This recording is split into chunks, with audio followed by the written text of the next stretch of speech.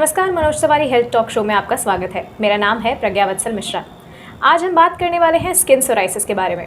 Skin psoriasis एक शरीर की रोग प्रतिरोधक क्षमता की समस्या माना जाता है, या यूं कहें तो इसे तनाव या एनवायरनमेंट या मौसमी बदलावों जैसे फैक्टर्स से भी जोड़ा जा सकता है। होने वाले कारणों में संक्रमण, तनाव और मौसमी चेंजेस शामिल हैं।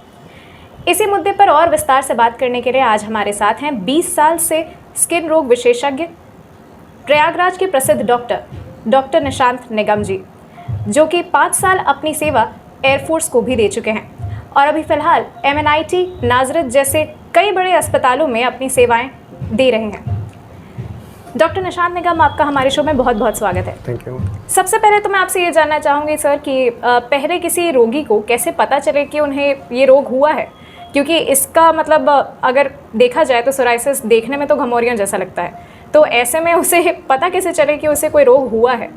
नहीं, देखिए, सोराइसिस की जो डायग्नोसिस होती है वो मेनली क्लिनिकल होती है जी। इसमें पेशेंट को लाल या सफ़ेद रंग के चकत्ते जैसे पूरी बॉडी में ये शरीर के किसी भी अंग में निकल आते हैं, और उसको स्क्रैच करो तो उसमें सफ़ेद रंग की पपड़ी जैसी डेड स्किन सेल्स एक्सफोलिएट होते हैं। जैसे मोमबत्ती को घिसने पे सफ़ेद रंग का जैसे कैंडल वैक्स होता है, उस तरह से निकलता है, तो उससे एक आइडिया लग जाता है। बाकी किसी पेशेंट को अगर कोई भी स्किन लेजन होता है तो बेटर है कि वो किसी भी अपने स्किन स्पेशलिस्ट के पास जाए। यस, वो डिसाइड करेंगे सोराइसिस है या कुछ और है। तो मेनली डायग्नोसिस क्लिनिकली है, जैसा कि आपने बोला। कभी डाउट होता है तो उसकी बायोप्सी ले लेते हैं, जैसे मामला क्लियर हो जाता है। अच्छा, तो सर ऐसा भी माना जाता है कि ये एक ऑटो इम्यून डिजीज़ है और ये किसी वायरस के हमले की वजह से होता है, क्या ऐसा सच है? नहीं, डेफिनेटली इम्यूनिटी से रिलेटेड प्रॉब्लम है, लेकिन वायरल इन्फेक्शन सोराइसिस का कारण नहीं है। अच्छा। नहीं, देखिए मैं बताता हूँ, सोराइसिस के पेशेंट्स में बहुत सारे एग्जैसर्बेटिंग फैक्टर्स होते हैं जो किसी भी मर्ज को प्रेसिपिटेट कर सकते हैं। तो सोराइसिस के केस में एक फैक्टर है इन्फेक्शन, वो वायरल या बैक्टीरियल कोई भी हो सकता है, जिसके बाद सोराइसिस के लीजन्स बढ़ जाते हैं। लेकिन एक नॉर्मल पर्सन में वायरल इन्फेक्शन के बाद सोराइसिस कॉम्प्लिकेट कर जाएगा, ऐसा नहीं होता। अच्छा, तो ये इसकी वजह कोई वायरस नहीं होती है? नहीं। सोराइसिस तो फिर इसकी वजह एग्जैक्टली क्या होती है, क्या आप कुछ बता सकते हैं? बहुत सारे फैक्टर्स मल्टीफैक्टोरियल डिसीज में, बेसिकली एक अब तो लाइफस्टाइल डिसऑर्डर में आ गया है, जिसमें बहुत सारे फैक्टर्स मिलके काम करते हैं। एबेरेंट इम्यूनिटी के अलावा और बाहरी बहुत सारे कारण होते हैं, जैसे स्ट्रेस लेवल आदमी की लाइफ में कितना है उस पर डिपेंड करता है। सोराइसिस का इनफैक्ट डायरेक्ट संबंध है मेंटल स्ट्रेस से। अच्छा। ये उन कुछ मर्जों में से है जिसमें मानसिक तनाव बहुत ही ज़्यादा इसको बढ़ावा देता है। तो अच्छा, इसके अलावा बदलता वेदर कहा जाता है कि बदलते मौसम में कई दवाइयाँ हैं जो सोराइसिस को प्रेसिपिटेट कर सकती हैं। तो ये सब चीज़ें हैं जो कई फैक्टर्स मिलके काम करते हैं सोराइसिस में। अच्छा सर, मैंने कहीं पर पढ़ा था कि एक ऑटो इम्यून डिजीज़ है। अब ये तो एक काफ़ी नया टर्म है कि ऑटो इम्यून क्या होता है। अब देखिए मैं एक्चुअली इम्यूनिटी, इम्यून सेल्स हमारे हैं, ठीक है, बॉडी में बाहर बहुत सारी चीज़ें हैं जो हमारे अंदर जाती हैं, तो उनको हमारी बॉडी के हर रास्ते पे कुछ पहरेदार मिलते हैं जो उसको अंदर जाने से रोकते हैं और बॉडी में कुछ भी एबनॉर्मल क्रिएट करने से रोकते हैं। That is called immunity. उसी की वजह से हम इतना सेफ रहते हैं। अब कभी कभी कुछ सेल्स थोड़े हाइपर एक्टिव हो जाते हैं। अच्छा। राइट, या कुछ एंटीजेनिक सिमिलैरिटी की वजह से बाहर कोई चीज़ आई, उसको उन्होंने पहचाना और उसको डिस्ट्रॉय करने लगे, और उससे एंटीजेनिक सिमिलैरिटी वाले बॉडी के दूसरे सेल्स को भी डिस्ट्रॉय करने लगे। इन शॉर्ट कहने का मतलब, अगर अपनी बॉडी की इम्यूनिटी जो बचाती है वही इन्फ्लेम करने लगे, इन्फ्लेमेशन की वजह से हमें प्रॉब्लम क्रिएट करने लगे, दैट इज ऑटो इम्यूनिटी। हमारी इम्यूनिटी हमारे अगेंस्ट काम कर रही है एक लिमिटेड वे में। अच्छा, तो ये तो मतलब काफ़ी खतरनाक बात हो गई। नहीं, खतरनाक, देखिए, it is doing it's work. वो अपने एंटीजन को डिस्ट्रॉय कर रही है, इन दैट प्रोसेस कुछ हमारे बॉडी के सेल्स भी मर रहे हैं। अच्छा, तो सर ये भी कहा जाता है कि सोराइसिस में जो सेल प्रोडक्शन होता है वो काफ़ी बढ़ जाता है, तो मतलब क्या ये प्रोडक्शन इस लेवल तक बढ़ सकता है क्या कि किसी को कैंसर हो जाए? नहीं, देखिए, सोराइसिस के पेशेंट को किसी भी सूरत में स्किन कैंसर को लेकर वरी होने की ज़रूरत नहीं है। उसकी कोई भी बहुत ही सिग्निफिकेंट एसोसिएशन नहीं है उसका। कुछ अभी रिसेंट स्टडीज़ कहती हैं कि कुछ जगह बॉडीज़ के कुछ मेलिग्नेंसीज, कुछ कैंसर्स सोराइसिस के पेशेंट्स में ज़्यादा देखने को मिलते हैं। अच्छा। मुझे जो याद आ रहे हैं, कुछ कॉमन गैस्ट्रोइंटेस्टाइनल GI ट्रैक्ट की आंत के कुछ कैंसर्स होते हैं। अच्छा। जो सोराइसिस, लेकिन अभी वो स्टडीज़ के लेवल पर हैं, अभी उसके लिए बहुत ज़्यादा वरी होने की ज़रूरत नहीं है। स्किन कैंसर सोराइसिस की वजह से ऐसा अभी इसके लिए चिंतित नहीं होना है, अभी वो अभी का नहीं है। अच्छा। ये आपने बिल्कुल सही बोला, सोराइसिस में स्किन सेल्स का प्रोलिफरेशन बहुत ज़्यादा बढ़ जाता है। सही बातें, बढ़ जाता है, कैंसर में भी बढ़ जाता है, लेकिन सोराइसिस में इसलिए बढ़ता है क्योंकि ऊपर जाके उनको नेगेटिव फीडबैक सिग्नल नहीं मिल रहा है। कि भैया प्रोडक्शन बंद करो, ऊपर काम पूरा हो गया है। बिकॉज स्किन सेल्स बन बहुत ज़्यादा रहे हैं, लेकिन वो एबनॉर्मल बन रहे हैं। हर स्टेज पर जो मेजॉरिटी में जो उनके अंदर जो फीचर्स आने चाहिए वो सब नहीं आ पाते, तो बहुत सारी खामियां रहती हैं जिसकी वजह से बन तो बहुत सारी स्किन रही है लेकिन वो बेकार की स्किन है, वो स्किन के बैरियर फंक्शंस को ठीक से फॉलो नहीं कर पा रही है। तो नीचे चूंकि सिग्नल नहीं आ रहा है बंद करने का, इस वजह से वो बनाई जा रहा है। तो खूब सारी स्किन निकले जा रही है लेकिन अपना काम नहीं कर पा रही है। तो ऐसा नहीं है कि वो मैलिग्नेंसी, स्ट्रेस की वजह से ये कि मतलब दिमाग एक्चुअली आपको सिग्नल नहीं दे पा रहा है कि आपको अभी नहीं, दिमाग नहीं, बेसिकली ये स्किन की मैं बात कर रहा हूँ। दिमाग इज ओके, दिमाग इज ओके जी। स्किन में देखिए कई लेयर्स होती हैं, जैसे कि मैंने इसमें पेशेंट्स को बताता हूँ अपने ऊपर की, तो कई लेयर्स होती हैं। बेसल लेयर का काम होता है स्किन को प्रोलिफरेट करके ऊपर की सारी कमियों को पूरा करना। देखिए कहीं चोट लग गई किसी को, घाव हो गया, ठीक है, हम जैसे पेशेंट्स को अपने लिए ऐसा लेमन में आपको बता रहा हूँ, सॉरी, तो उनको हम इस तरह से समझाते हैं कि कुछ दिनों में, कुछ हफ्तों में वो घाव पूरी तरह से भर जाता है, ठीक है। इसका मतलब वहाँ इतनी स्किन एक्स्ट्रा आ गई, ठीक है, इन सिंपल टर्म्स स्किन की लेयर्स, इसका मतलब आ गई इतना क्योंकि नीचे ने बना लिया, लेकिन उसके अगल बगल को पता नहीं चला। ऐसा नहीं है कि बाकी पूरी बॉडी की भी मोटी हो गई, ऐसा इसलिए क्योंकि ऊपर कुछ गैप हुआ तो उसने सिग्नल भेजा कुछ कमी है, नीचे बनाओ, तो वो एक्स्ट्रा प्रोलिफरेट करके बनाने लग गया। जब ऊपर उतना कॉम्पैक्टनेस आ गई तो उसने नेगेटिव फीडबैक भेजा कि अब मत बनाओ। ऐसा उसने सिर्फ अपने ही कॉरेस्पॉन्डिंग बेसल लेयर को सिग्नल भेजा, बगल वाले ने नहीं भेजा, राइट। तो इसलिए उतने ही एरिया में ऐसा होता है सोराइसिस में, क्योंकि फीडबैक सिग्नल कम हो जाता है। कुछ एरियाज में ही सबसे ज्यादा पाया जाता है मोस्ट कॉमनली, हाँ, सोराइसिस में पैची होते हैं लीजन्स कॉमनली। तो ये शरीर के कुछ ही हिस्सों में ज्यादा होता है या ये पूरे शरीर में? नहीं, ये कहीं भी हो सकता है। अच्छा, ये कहीं भी हो सकता है, डिपेंडिंग अपॉन सीवियरिटी। वो किसी भी एरिया में, कुछ लोगों को एक ही दो पैचेस होते हैं। अच्छा, कुछ मेन एरियाज होते हैं, जैसे ये नकल्स हो गए, ये एक्सटेंसर्स हो गए, अम्बिलाइकस हो गया, बैक हो गया, स्कैल्प हो गया, ये कुछ एरिया ज़्यादा कॉमन है। अब जैसे ये फ्लेक्चर्स, ये जो बंद वाले नम वाले एरियाज हैं, यहाँ यूजुअली सोराइसिस कम होता है, लेकिन इनवर्स सोराइसिस उन एरियाज में भी हो जाता है, ग्रोइंस वगैरह में। ओके, तो कोई भी फिक्स रूल नहीं है, लेकिन इन जनरल ऐसा होता है कि सोराइसिस कुछ एरियाज में ज़्यादा कॉमन होता है, पूरी बॉडी में भी हो सकता है। ओके सर, मैंने ये भी सुना है कि स्किन सोराइसिस का एक्चुअली कोई इलाज नहीं है, कम्प्लीटली तो कोई इलाज नहीं है, क्या ये सच है? एक चिकित्सक के रूप में आप इससे कितना सहमत है? नहीं, देखिए, कंप्लीट इलाज का मतलब क्या होता है? पूरी तरह से ठीक हो जाना। मतलब क्या हुआ इस बात का? पेशेंट हमारे पास आया, हमने दवा दी, कुछ महीनों दवा चली और सोराइसिस का नामो निशान मिट गया। यस, इसके दाग भी चले जाते हैं ऑलमोस्ट, तो वो तो उस समय कंप्लीट इलाज हो गया, ठीक। अब सवाल ये है दोबारा कब होगा? एक महीने के बाद होगा, एक साल के बाद होगा, या ज़िंदगी में कभी नहीं होगा? अब देखिए, ज़िंदगी में कभी नहीं होगा को हम अगर पकड़ के बैठ जाएं तो कोई ठीक बात नहीं है ना, कि कोई लाइफ में कभी नहीं होगा। ऐसा तो कोई भी मर्ज नहीं होता जिसमें ट्रीटमेंट चाहे कुछ महीने या कई साल चले और लाइफ में ये 100% गारंटी हो जाए कि वो लाइफ में कभी नहीं होना है। कोई एक मर्ज बता दीजिए ना, बुखार खांसी ऐसा होता है, नज़ला ज़ुकाम होता है, blood pressure, thyroid, sugar, arthritis, कोई भी ऐसी चीज़ ऐसी नहीं है। तो मतलब ये डरने वाली बात नहीं है, कुल मिला के अगर आप इसमें हम लोग जो होते हैं प्रोटेक्शंस लें तो फिर मतलब वो चीज़ को आप कंट्रोल कर सकते हैं। कंट्रोल कर सकते हैं उसको, यस, एग्जैक्टली। दवाइयाँ अगर चलें तो कुछ टाइम में ये कंट्रोल हो सकता है, बेसिकली ये सबसे इंपॉर्टेंट बात है। तो ये है, दोबारा हो सकता है, कभी भी हो सकता है, किसी भी टाइम में हो सकता है। तो हम लोग देखिए मेडिकल में प्रोबेबिलिटी की बात करते हैं। अच्छा, कि एक बार एक चीज़ ठीक हो गई, अब उसके बाद क्या करें उस मर्ज में, क्या प्रिकॉशंस लें कि दोबारा होने के चांसेस कम हो जाए, जैसे कि आपने अभी पूछा।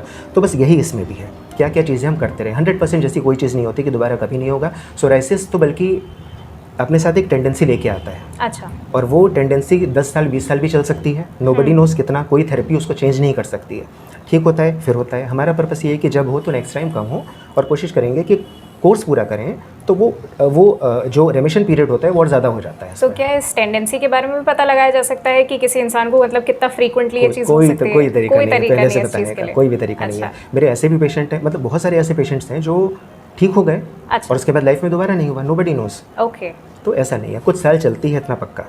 ओके सर, तो फिर मतलब कोई क्या चीज़ों को का ध्यान रखना चाहिए किसी इंसान को कि उसको ये रोग ना हो, या मतलब अगर हो गया है तो वो उससे ज़्यादा बढ़े ना? देखिए, बहुत सारी चीज़ें हैं जो आदमी अपने ठीक टाइम पर रेमिशन पीरियड में कर सकता है, क्योंकि जिस समय बढ़ेगा उस समय तो डॉक्टर को दिखा के दवा ही करनी चाहिए जी। अब जिस समय ठीक हो गया है उस समय बहुत सारे फैक्टर्स होते हैं जो सोराइसिस से लिंक्ड है। जैसे अभी हम लोगों ने मेंटल टेंशन की बात करी, तो तनावग्रस्त जीवन शैली, आजकल टाइप ए पर्सनैलिटी हम लोग उसको बोलते हैं, वो बहुत सारे लाइफस्टाइल डिसऑर्डर्स को जन्म दे रही है। उसमें हार्ट, बीपी, उसमें बहुत सारी चीज़ें हैं। सोराइसिस भी उनमें से एक है। तो टेंशन रिलीव करने के लिए आजकल हम लोग पेशेंट्स को योगा वगैरह करने की सलाह देते हैं कि ये किया करो, मॉर्निंग वॉक करिए। मॉर्निंग वॉक से एंडोर्फिन्स रिलीज होते हैं, ये अच्छे हार्मोन्स हैं जो पेशेंट को अच्छा फील कराते हैं। तो इस तरह की चीज़ें करें, खान पान में बदलाव करिए, तो इस वजह से उसके चांसेस फिर थोड़े कम हो जाते हैं। अच्छा सर, तो क्या एक तरीके से ये भी कहा जा सकता है कि सोराइसिस जो है वो स्किन रोग में गठिया की तरह है, क्योंकि उसमें सूजन हो जाती है, फिर जलन भी होती है लोगों को, और मतलब काफ़ी दिक्कतें होती है? टेक्निकली कह सकते हैं। इनफैक्ट गठिया भी सोराइसिस में होता है। ओह, जी हाँ, सोराइटिक आर्थराइटिस भी, हाँ 10% के अराउंड पेशेंट्स में सोराइसिस में जॉइंट इन्वॉल्वमेंट भी होता है। तो और मतलब वो कभी कभी इतना सीवियर, हाँ सोराइसिस का एक पार्ट हो सकता है बिल्कुल, उसके बहुत ही स्पेसिफिक चेंजेस होते हैं जॉइंट्स में, और एट टाइम्स इतना सीवियर हो जाता है कि जॉइंट्स एकदम ही खराब हो जाते हैं, पेशेंट का चलना मुश्किल हो जाता है। अच्छा, ऐसे 10% ही पेशेंट होते हैं, लेकिन शुरुआत में इसको आइडेंटिफाई करना पड़ता है कि ये कौन पेशेंट है जिसको जॉइंट इन्वॉल्वमेंट साथ में है, और उस तरह की दवा दी जाए जो साथ में जॉइंट में भी काम करे। तो हाँ, स्किन का आर्थराइटिस है सोराइसिस, लेकिन इसमें आर्थराइटिस भी अपने आप में बड़ी डेबिलिटेटिंग हो सकती है। अच्छा, तो मतलब ये किसी इंसान को दोनों भी चीज़ें हो सकती हैं, तो काफ़ी ध्यान देने वाली ये बात है। हाँ बिल्कुल। अच्छा, तो क्या ये किसी खास एज में जाके ही मतलब ऐसी चीज़ें हो सकती हैं? सोराइसिस मतलब किसी भी एज में हो सकता है। अच्छा, किसी भी एज में। नहीं, जैसे आपने बोला कि मतलब आर्थराइटिस भी हो सकता है। नहीं, आर्थराइटिस देखिए वेयर एंड टियर वाली चीज़ हो गई जॉइंट की। हाँ। लेकिन हमने बोला सोराइसिस स्किन का आर्थराइटिस है, बेसिकली स्किन का वेयर एंड टियर नहीं है, वो एक ऑटोइम्यून टेंडेंसी हो गई फिर। जी, वो किसी बच्चों के भी सोराइसिस होता है, इनफैक्ट बच्चों को तो एक बहुत ही उतना कॉमन नहीं है, गटेड सोराइसिस होता है, बच्चों की सोराइसिस का एक अलग ही नाम है। अच्छा, उनका नाम ही अलग है। हाँ, नॉर्मल सोराइसिस भी हो सकता है उनमें।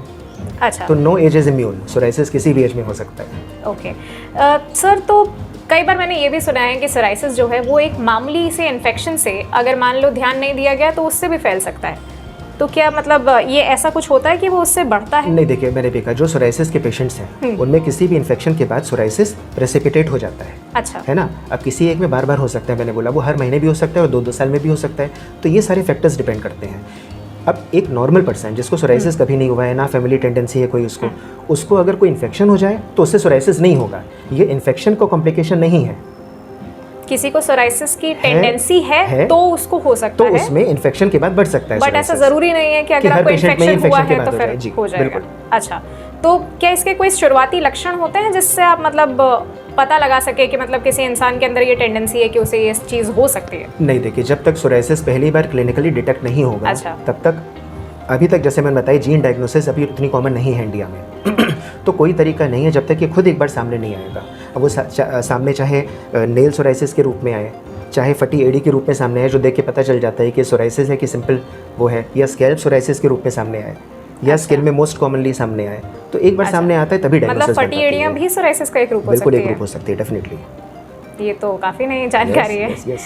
अच्छा सर, ऐसा भी माना जाता है, कई सारे लोग आम भाषा में घमौरियों को कई बार बोल देते हैं कि ये सोराइसिस हो गया, या कई सारे लोग सोराइसिस को ही घमौरिया मान लेते हैं। क्या इसके बीच का कोई अंतर है जो आप बता सकते हैं जिसकी वजह से लोग आपके पास मतलब सबसे पहले आए, ना कि मतलब? नहीं, देखिए घमौरी सोराइसिस टोटली डिफरेंट चीज़ें हैं दोनों। अच्छा, देखिए घमौरी जैसे पसीना कंटिन्यूसली, नहीं घमौरियाँ जैसे कंटिन्यूसली पसीना रुक रहा है स्किन पे, एब्जॉर्ब है ना, इवेपोरेट नहीं हो पा रहा है, बना हुआ है ह्यूमिडिटी की वजह से, तो वो स्किन के पोर्स को ब्लॉक कर देता है, जिस वजह से छोटे छोटे से दाने निकल आते हैं चकत्ते के रूप में, छोटे छोटे दानेदार से चकत्ते। पूरी बॉडी में पसीना आने पर एकदम बेचैनी, इरिटेशन, चिड़चिड़ाहट होती है, और समर सीजन बीतने के साथ वेदर इंप्रूव होता है, अपने आप ठीक हो जाता है। इनफैक्ट सोराइसिस तो गर्मी के मौसम में कम ही होता है। अच्छा, है ना, मोर कॉमनली ये विंटर्स में जब वेदर चेंज होता है तभी एग्रेवेट होता है। ओके। फिर अंधौरी घमौरी में मॉइस्ट स्किन, पसीना बहुत ज़्यादा रहता है, तो आप ऐसे करेंगे कुछ नहीं निकलेगा। सोराइसिस में ड्राई पैचेस होते हैं, तो ऐसे करेंगे तो जैसे कि मैंने बताया कैंडल वैक्स, इनफैक्ट ये नाम ही कैंडल वैक्स साइन है इसका,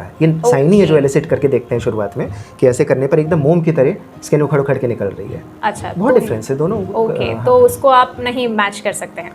अच्छा सर, आपने जैसे कहा कि मतलब तनाव की वजह से ये सारी चीज़ें काफ़ी हो जाती हैं, और ये टाइप ए मतलब डिसऑर्डर है आपने कहा, तो मैं आपसे ये जानना चाहूँगी कि इस चीज़ को ठीक करने के लिए खान पान और रहन सहन का मतलब में क्या चेंजेस लाने चाहिए लोगों को? बहुत इंपॉर्टेंट है, बहुत। जितना जो लोग चेंजेस सक्सेसफुली कर लेते हैं उनको सोराइसिस इन जनरल बहुत कम परेशान करता है आगे जाके। जैसे स्ट्रेस रिलीविंग मेजर्स मैंने अभी बताए, खान पान में देखिए कई हैं विटामिन, जैसे विटामिन ए, विटामिन डी हुआ, है ना, एसेंशियल फैट्स हुए, ये जिंक हुआ, ये सब चीज़ों का सोराइसिस में बड़ा अच्छा रोल है।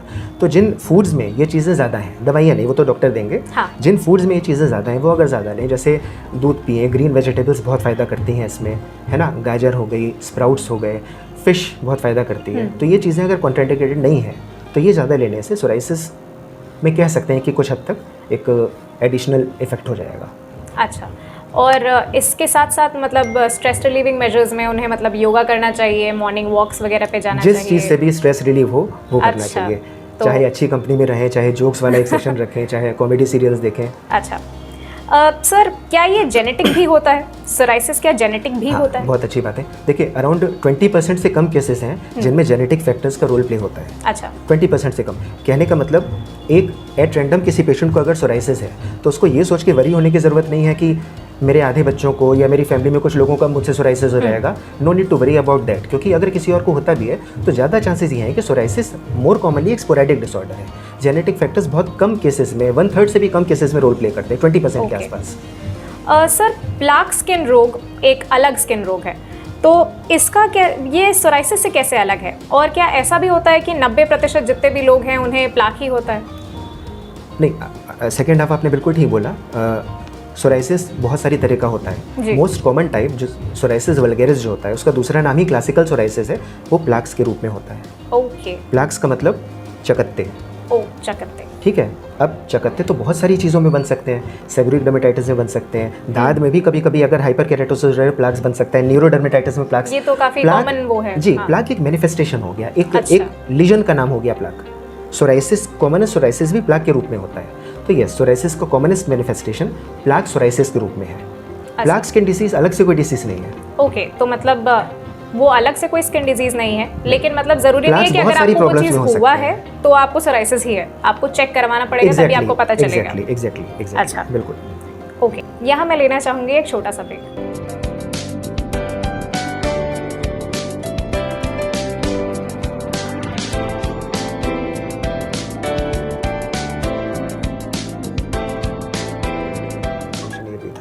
ब्रेक के बाद आपका स्वागत है। सर यहाँ पे अब मैं जानना चाहूँगी आपसे कि स्किन सोराइसिस के बारे में ये भी जाना जाता है कि इसके कई सारे टाइप्स होते हैं, मतलब ये कई तरह का होता है, तो फिर क्या इसमें कुछ ऐसे भी रोग हैं जो मतलब ऐसे भी टाइप्स हैं जिनकी वजह से जान जा सकती हो या मतलब जान का खतरा होता हो? मैं बताता हूँ। सोराइसिस के बहुत सारे टाइप्स होते हैं। एक क्लासिकल सोराइसिस की, वल्गैरिस की हमने बात करी। फिर देखिए एक गटेड सोराइसिस होता है, बच्चों में होने का अलग होता है, का सोराइसिस अलग हो गया। प्रेगनेंसी का अलग हो गया। एक पस्ट्यूलर टाइप का हो जाता है सोराइसिस, जिसमें मवाद बहुत निकलने लगता है, वो ड्राई इतना नहीं होता है, उसमें वीपिंग लेजन्स होते हैं। फिर जॉइंट का सोराइसिस की बात हुई, नेल सोराइसिस अलग, स्कैल्प सोराइसिस अलग। तो इसी तरह से कभी कभी क्लासिकल सोराइसिस या इनमें से कोई भी पस्ट्यूलर सोराइसिस अगर पूरी बॉडी में फैल जाए, ओके, ठीक है, पूरी बॉडी में 90% से ज़्यादा स्किन सरफेस एरिया इन्वॉल्व हो जाए, तो वो एक जानलेवा कंडीशन होती है जिसको एरिथ्रोडर्मा कहते हैं, सोराइटिक एरिथ्रोडर्मा।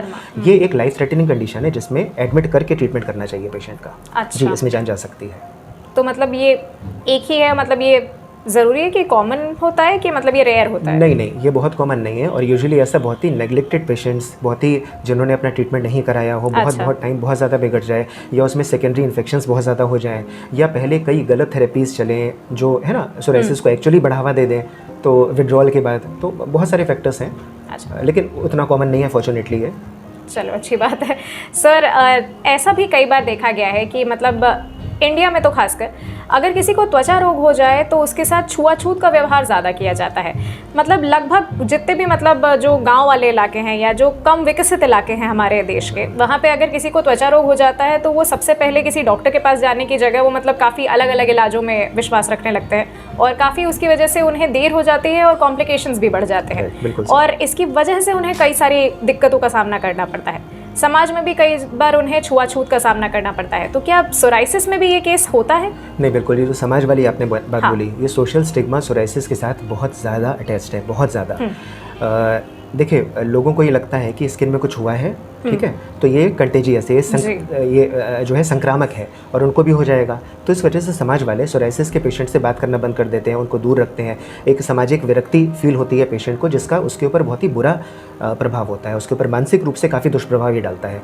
ऐसे पेशेंट्स बहुत ही हीन भावना से ग्रसित होने लगते हैं, उनको बड़ा कोप अप करने में दिक्कत होती है समाज से।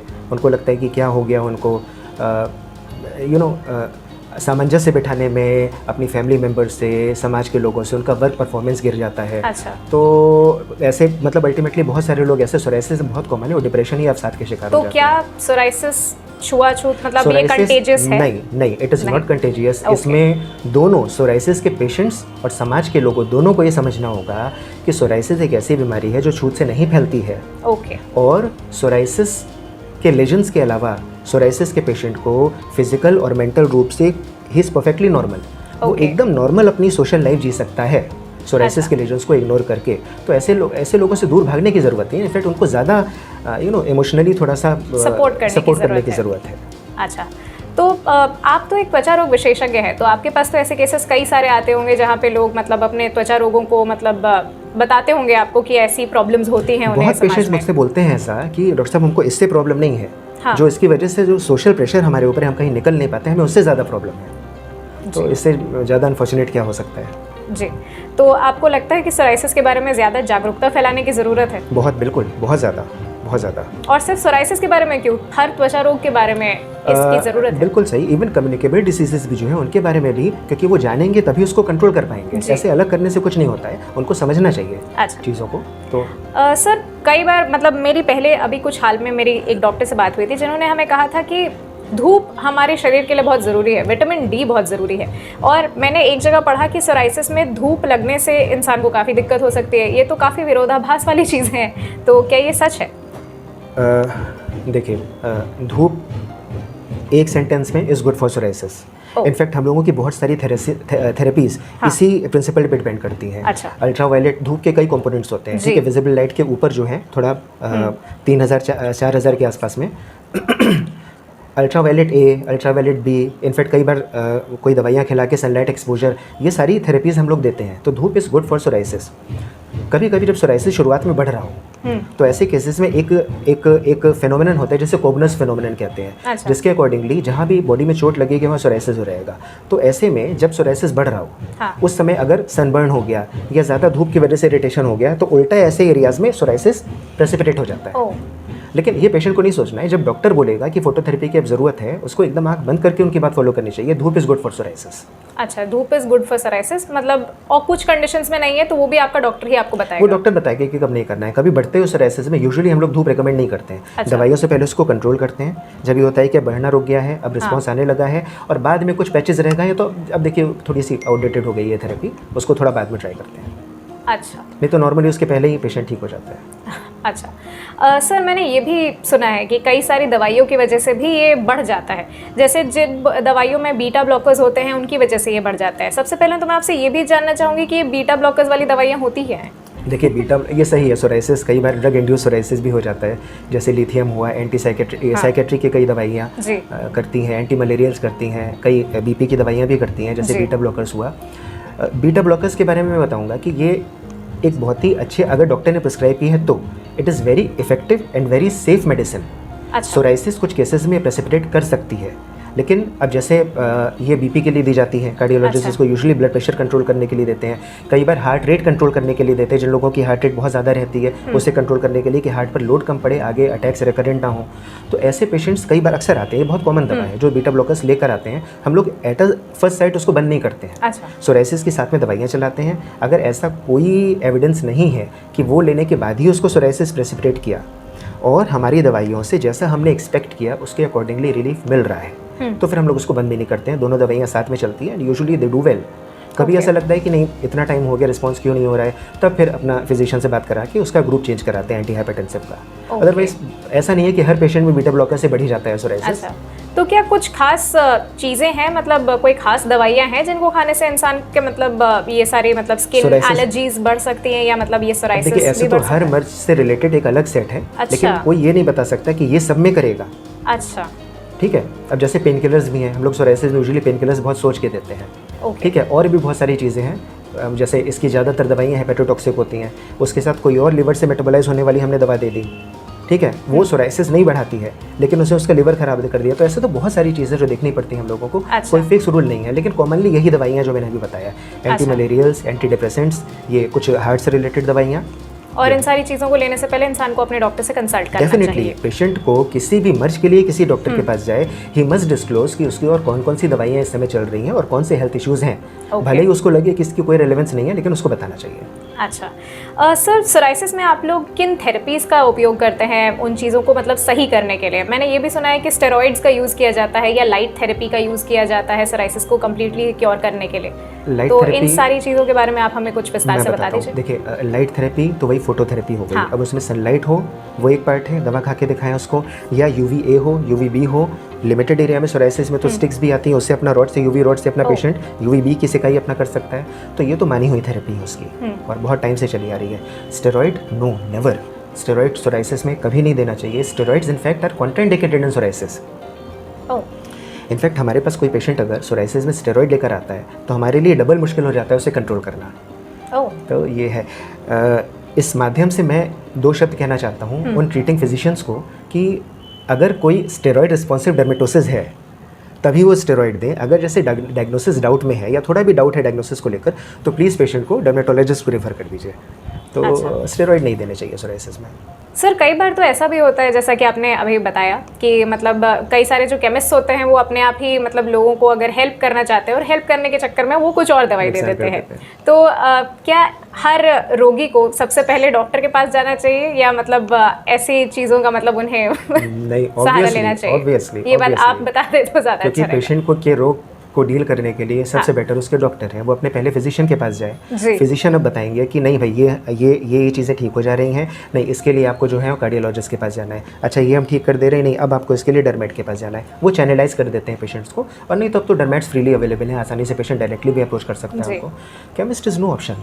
उनका काम है प्रिस्क्रिप्शन पढ़ के उसको ऑनर करना, डायग्नोसिस बना के ट्रीटमेंट करना नहीं। बिकॉज दे डोंट नो कि उस दवा, वो देखते हैं कि 4 डॉक्टरों ने ये दवा दी तो वो ठीक हो गया तो हम 10 को देंगे। उन्हें ये नहीं पता कि जिस 4 में से 1 को नुकसान हुआ उसके में डॉक्टर ने क्या किया और क्या बातें देख के 10 को नहीं दी 4 को दी। तो केमिस्ट को तो प्रिस्क्राइब नहीं करना चाहिए, पेशेंट्स को समझना चाहिए। Patient, you are very right, chemist कई बार पेशेंट की है ना दे देते हैं कि हेल्प करने के लिए दे देते हैं, लेकिन दोनों दो तरफा है। पेशेंट कई बार जाते हैं, केमिस्ट बोलते हैं, कितने सारे ऐसे एग्जांपल्स हैं यहाँ पास, कितने अच्छे केमिस्ट हैं, बोलते हैं डॉक्टर को दिखा दो। पेशेंट कहता नहीं दे दो इस बार और दवा, अगली बार दिखा देंगे, अभी टाइम नहीं है जाने का। तो ये हमेशा जो है डबल एजेड रहता है। अच्छा, तो सर अंत में वही क्वेश्चन, क्या सोराइसिस एक लाइलाज बीमारी है? नहीं, लाइलाज हम क्यों कहेंगे इसको? देखिए इतने पेशेंट आते हैं, सब ठीक होके जाते हैं मोस्टली, जैसा कि मैंने बोला। इलाज इनफैक्ट देखिए सोराइसिस के इलाज के लिए इतनी सारी दवाइयाँ हैं, बहुत सारी ग्रुप ऑफ ड्रग्स हैं, जितना बहुत ही कम और मर्जों के लिए होगी। Vast group of drugs are available और आती जा रही हैं। देखिए अभी टोफेसिटिनिब अभी आई, अभी ये बायोलॉजिकल्स के बाद अभी और चीज़ें पाइपलाइन में हैं। तो इतनी सारी चीज़ें इसके ट्रीटमेंट के लिए लाइलाज कैसे हो सकती है? ये वर्ड जो है, ये देखिए ये लाइलाज वर्ड ही एक मिसनोमर है। अच्छा, ठीक है, ये बड़ी भ्रांति है जो लाइलाज नहीं, ये नहीं है मे बी। अच्छा। ये वर्ड जो है ये भ्रांति क्रिएट करता है पेशेंट के दिमाग में। अच्छा, अब मैं आपको बताता हूँ, जैसे पेशेंट आया मेरे पास, ठीक है, इतना बिगाड़ के क्यों लेकर आए हो? वो डॉक्टर साहब भी तो लाइलाज है ना, इसलिए हमने शुरुआत में दिखाया ही नहीं। अब उसके दिमाग में तो ये वर्ड ही नहीं यूज़ करना चाहिए समाज में, लाइलाज है ना। लाइलाज मतलब क्या? पेशेंट सोचिए, जबकि सब ठीक होते हैं सारे पेशेंट, इतने सारे, and they are doing well. क्योंकि सोराइसिस के नाम पे कई सारे लोगों को ये भ्रांति है एक्चुअली कि ये काफी लाइलाज बीमारी है और इसके साथ तो हम जिंदगी भर रहना पड़ेगा। थोड़ी देर पहले शुरुआत में बहुत ही मतलब स्पेसिफिकली ये बात पिकअप करी थी कि इसका मतलब क्या हुआ कि लाइलाज है। कोई भी बीमारी ऐसी नहीं है जो एक बार ट्रीटमेंट कितना भी चल जाए और लाइफ में 100% गारंटी कभी दोबारा नहीं होगी, वो उठनी है। हम लोग उठनी ही है। हम लोग बात करते हैं प्रोबेबिलिटीज़ की, कितने चांसेस है, और इन सब बातों का ध्यान अगर देंगे तो फिर नहीं होती हैं चीज़ें। पेशेंट नॉर्मल लाइफ जीता है फिर उसके बाद। और सर अगर कोई इंसान कम्प्लीटली ठीक हो चुका है तो उसे क्या कुछ चीज़ों का ध्यान रखना चाहिए अपने मतलब इस चीज़ को अवॉइड करने के लिए कि ये दोबारा ना हो? देखिए ठीक तो यूजुअली पेशेंट कुछ हफ्तों में हो जाते हैं, उसके बाद कुछ महीनों का कोर्स पूरा करके, जो मेरा ऑब्जर्वेशन है, अगर ठीक से कोर्स किया है तो यूजुअली दवा बंद करने के बाद भी फॉर अ फ्यू मंथ्स उसको नहीं होता। मे बी नेक्स्ट ईयर जब वेदर चेंज होगा तो फिर से प्रेसिपिटेट हुआ, तो फिर कुछ महीने दवा कर ली, फिर पूरे साल की छुट्टी। ऐसा बहुत सारे पेशेंट्स के साथ होता है। और ऐसे होते होते कई लोगों का उसके बाद हमेशा के लिए ठीक हो जाता है। या अगर होगा भी तो फिर दवाई कौन सी देनी है, दवाइयों के बहुत सारे साइड इफेक्ट्स होते हैं। तो बहुत सारी चीज़ें हैं जो इससे जुड़ी रहती हैं। तो मतलब ऐसी कोई मतलब ध्यान रखने वाली चीज़ें नहीं है, मतलब ये होता है, ये अपने समय से होगा और ये समय से ठीक भी होगा अगर डॉक्टर के पास आप सही समय पे जाते हैं। मे बी उम्मीद पर तो दुनिया कायम है। तो ये हम ये प्रिज्यूम कर लें कि ये तो लाइलाज है, हमें इसी के साथ जीना है। उससे अच्छा पेशेंट ये प्रिज्यूम करे कि मे बी 5-10 साल के बाद या 20 साल के बाद हमेशा के लिए ठीक हो जाएगा। We have to pass that time. ये अगर किसी एक चीज़ को पकड़ के रखना है तो ये ज़्यादा बेटर हुआ, बजाय इसके कि दूसरी चीज़ में डिप्रेशन के शिकार। एग्जैक्टली। अंत में सर ऐसी कोई भी बात है जो हम लोग आपसे ना पूछ पाए हो जो आप हमारे दर्शकों को सोराइसिस के बारे में बताना चाहें? देखिए जैसा कि मैं अपने पेशेंट से बोलता हूँ, स्किन हमारी बॉडी का लार्जेस्ट ऑर्गन है जी, एंड मोस्ट प्रेजेंटेबल ऑल्सो, सबसे सामने यही रहता है। अब बहुत ही लाजमी है कि स्किन में कुछ भी हो जाए पेशेंट एक हीन भावना आनी बहुत ही कॉमन है पेशेंट के अंदर कि ये जो हो गया है हम इसको लेकर बाहर जाएंगे, समाज में हम कैसे रहेंगे, लोग इस पर उसके बारे में पूछेंगे, हमको अलग कर देंगे, ऑस्ट्रेसाइज कर देंगे, कैसे रिएक्ट करेंगे। और इस सब के चलते उसको एक मेंटल स्ट्रेस हो जाता है जी। उस स्ट्रेस को एड्रेस करना बहुत इंपॉर्टेंट है थ्रू लाइफस्टाइल मॉडिफिकेशन। ठीक है, लाइफ में किस तरह से उसको रिलीव किया जाए, डाइट में कैसे चीज़ें।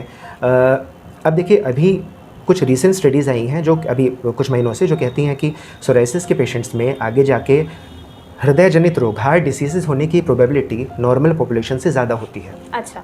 तो अब ये जानने के बाद, और ये प्रूव हो चुका है, तो ये जानने के बाद अब ये और ज़्यादा इंपॉर्टेंट हो जाता है कि पेशेंट लाइफस्टाइल में ऐसे मॉडिफिकेशंस करे जो हार्ट की बीमारियों के जो दूसरे रिस्क फैक्टर्स हैं उसको भी कंट्रोल करके रखे। हार्ट की बीमारियों के जो दूसरे रिस्क फैक्टर्स हैं, क्या है वो रिस्क फैक्टर? वो कंट्रोल करे अपने बीपी को, वो कंट्रोल करे अपने वेट को, वो कंट्रोल करे अपनी डाइट को, यस सर, एग्जैक्टली, बिल्कुल सही। तो इन सब को कंट्रोल करना और ज़्यादा ज़रूरी हो गया है, ना केवल सोराइसिस के लिए बल्कि इससे जुड़े इन नए नए कॉम्प्लिकेशंस के लिए जो अब पता चलते चले जा रहे हैं।